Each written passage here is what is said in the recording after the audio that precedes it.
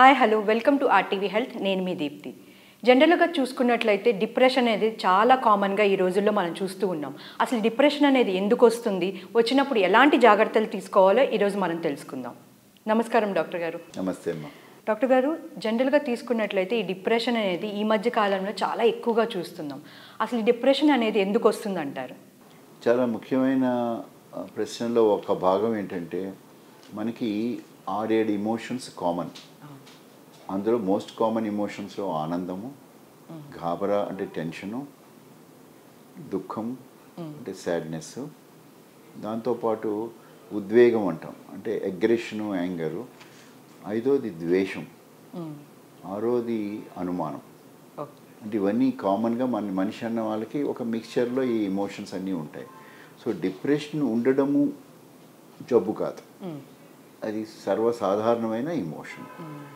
ఎప్పుడు depression disorder అవుతుందంటే, ఉదాహరణకి మనం స్త్రీలను తీసుకుంటే మంత్లీ పీరియడ్స్కి వచ్చే 2 days ముందర లో మూడ్ అవుతుంది.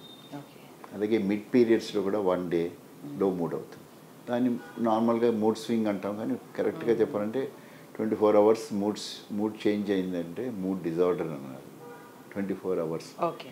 కాకపోతే ఇదే పర్సిస్టెన్స్ ఆఫ్ నెగటివ్, సాడ్ అంటే దుఃఖంతో కూడి ఆనందం లేకుండా, సంతోషం రాకుండా, ఆ పర్టికులర్ టైంలో సంతోషమైన వార్త విన్నా కూడా పెద్ద ఎక్కువ రియాక్ట్ కాకుండా, అంటే వాళ్ళ ఒరిజినల్ రియాక్షన్స్ కన్నా తక్కువ అయిపోవడమే కాకుండా ఆ పర్టికులర్ టైంలో అన్నీ నెగిటివ్గా కనిపించడం అనేది డిప్రెషన్ యొక్క సూచకం. సో దిగులు అనే సిమ్టము నెగిటివ్ థాట్స్ తోటి కూడా ముడిపడిపోతుంది. నెగిటివ్ థాట్స్ అంటే ఏంటంటే, మామూలుగా ఉన్నప్పుడు పాజిటివ్గా ఉండే మనం అందరం కూడా ఈ దిగులు వచ్చినప్పుడు కొంచెం నిస్తారణ అంటాం, అంటే లేవలేకపోవడం, ఎక్కువ పడుకోవాలనుకోవడము, నేను చేయలేను అని అనుకోవడము.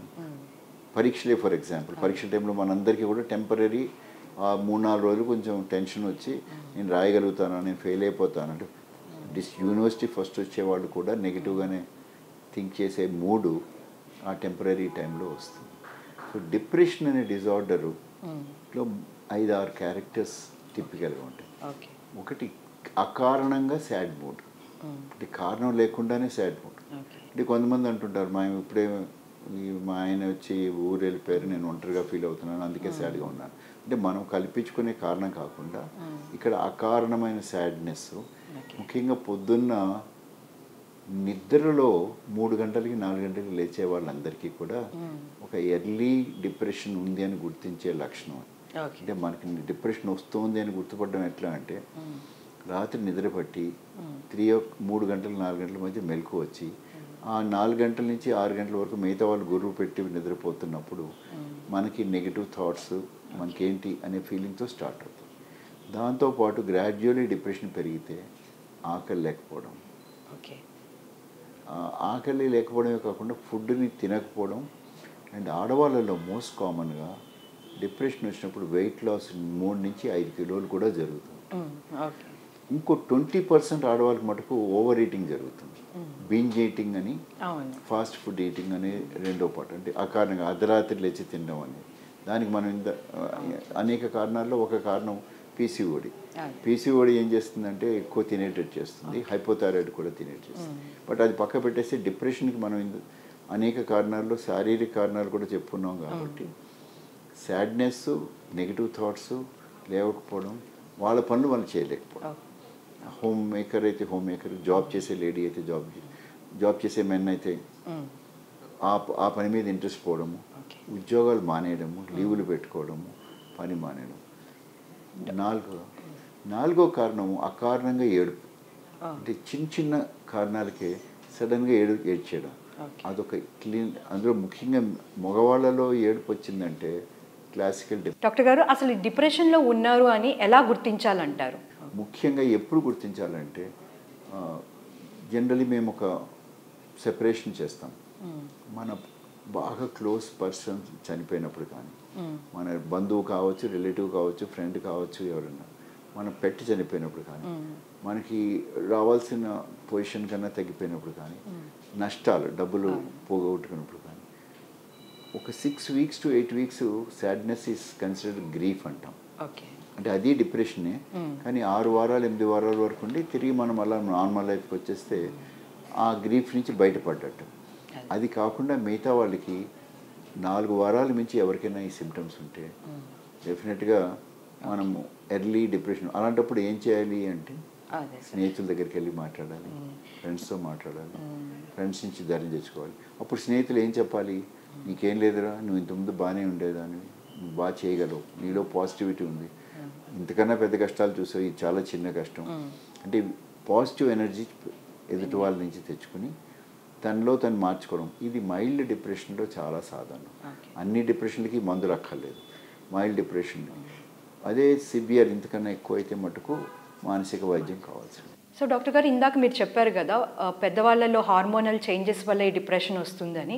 అసలు అలా తీసుకున్నట్లయితే పిల్లల్లో అసలు డిప్రెషన్ అనేది ఎందుకు వస్తుంది అంటారు? పిల్లల్లో కానీ, లేడీస్లో కానీ, పెద్దవాళ్ళలో కానీ, బాగా పెద్దవాళ్ళలో కానీ డిప్రెషన్కి 3 హార్మోన్స్ కారణం డిప్రెషన్ రావడానికి. అది పిల్లల్లో కూడా హార్మోన్స్ కారణం అంటారా? అంటే మీరు రిఫర్ చేస్తుంది మామూలుగా ఉండే ఈస్ట్రోజన్, ప్రొజెస్ట్రాన్ అవి కాదు మనం మాట్లాడుతుంది.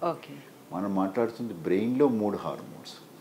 హ్యాపీనెస్ హార్మోన్ అనేది సెరోటోనిన్, డోపమైన్ అంటాం మేము. అంటే మీరు వినుంటారు ఈ రోజుల్లో అందరూ happy hormone. So dopamine, serotonin, మూడోది నారెపినెఫ్రిన్. ఈ 3 ప్రైమరీ అంటే అన్నిటికన్నా ముఖ్యమైన హార్మోన్స్ మనం మూడ్ని మెయింటైన్ చేయడానికి. అంటే ఒకే ఏరియాలో ఉంటాయని కాదు, మల్టిపుల్ ఏరియాస్లో బ్రెయిన్లో ఉంటాయి. కొందరికి కొన్ని హార్మోన్స్ అంటే డోపమైన్ కానీ, ఉట్టి సెరోటోనిన్ కానీ, ఉట్టి నారెపినెఫ్రిన్ కానీ, అప్పుడప్పుడు కంబైన్గా 3 కానీ 2 కానీ, అంటే కాంబినేషన్స్. ఇక్కడ వెరీ అందమైన ప్రకృతిలో అందమైన మార్పు ఉంది. ఫర్ ఎగ్జాంపుల్ సెరోటోనిన్ వల్ల వచ్చే డిప్రెషన్లో ఆకలి లేకపోవడము, సెక్స్ మీద ఇంట్రెస్ట్ లేకపోవడము లాంటివి వస్తాయి. డోపమైన్లో ముఖ్యంగా ఏమొస్తుందంటే అసలు ఏ మోటివేషన్, పక్క మీద పడుకునేవాడికి. సో మేము యాజ్ ఏ సైకియాట్రిస్టులు we are software engineers of the brain. అంటే మేము బ్రెయిన్లో జరిగే సిమ్టమ్స్ని ఇట్లా పట్టుకుంటాం అనమాట. ఈ హార్మోన్కి ఇది లింక్ ఉంది కాబట్టి. సో డిప్రెషన్ వచ్చినప్పుడు ఇందాక మీరు అడిగిన ప్రశ్నకి ముఖ్యమైన కారణాలు ఏంటంటే ఎన్విరాన్మెంట్లో ఫ్యాక్టర్స్ ఉండొచ్చు కాక, కానీ నాకు వచ్చిన యంగెస్ట్ డిప్రెషన్ ఈస్ 3 ఏళ్ళు. 3 ఏళ్ళు. సో ఆ 3 ఏళ్ళ చైల్డ్కి కానీ 104 ఏళ్ళ. సో అలాంటి వాళ్ళ సో పిల్లల్లో డిప్రెషన్ వచ్చినప్పుడు ఎలాంటి జాగ్రత్తలు తీసుకోవాలి? చాలా ఇంపార్టెంట్. అక్కడ పిల్లల్లో ఉట్టి డిప్రెషన్ ఇలాగే కనిపించకపోగా 2-3 ఇతర కారణాలు ఉంటాయి. స్కూల్కి వెళ్ళకపోవడం, అనవసరంగా ఏడవడం, ఇరిటబిలిటీ ఉండడం, కోపం ఉండడం, అటెన్షన్ లేకపోవడం, చదువు మీద పోవడం. సో మనం యూజువలీ కొన్ని రిలాక్సేషన్ టెక్నిక్స్తో, మైల్డ్ అయితే ఎర్లీ రిలాక్సేషను, సరిగ్గా పడుకుంటున్నారా లేదా చూడడం. కానీ మనం ఇట్లాంటి ఇంత చిన్న వయసులో వచ్చినప్పుడు మటుకు కారణం ఏంటంటే జెనెటిక్ కారణాలు ఎక్కువ. ఫ్యామిలీలో లోడింగ్ ఆఫ్ డిప్రెషన్ ఉంటుంది. అప్పుడు మందులు ఇచ్చి మానసిక థెరపీ, ప్లే థెరపీ అని చేస్తాం పిల్లలకి అడల్ట్స్ లాగా కౌన్సిలింగ్ చేయం. ఆట ఆడుతూ ఆట ద్వారా వాళ్ళకి పాజిటివ్ అంటే వాళ్ళ హీరోని తెలుసుకుంటాం. ఈ కరెంట్ హీరో వాళ్ళకి ఎవరో ఉంటారు. ఆ హీరో క్రికెట్ ప్లేయర్ అయితే క్రికెట్ ప్లేయరు, ఇంకో ప్లేయర్ అయితే ఇంకో ప్లేయరు, సినిమా హీరో అయితే సినిమా హీరో, వాళ్ళని పెట్టుకుని ఆ హీరో గుర్రం మీద వచ్చాడు నేను తీసుకెళ్తున్నాను అంటే దాన్ని అది కూడా సైకోథెరపీయే, కానీ ప్లే థెరపీ ద్వారా వచ్చారు. Thank you doctor, thank you so much. So చూశారు కదండి, డిప్రెషన్ వచ్చినప్పుడు ఎలా గుర్తించాలి, పిల్లల్లోనూ పెద్దవాళ్ళల్లోనూ ఎలాంటి జాగ్రత్తలు తీసుకోవాలో ఈరోజు మనకి డాక్టర్ గారు చక్కగా వివరించారు.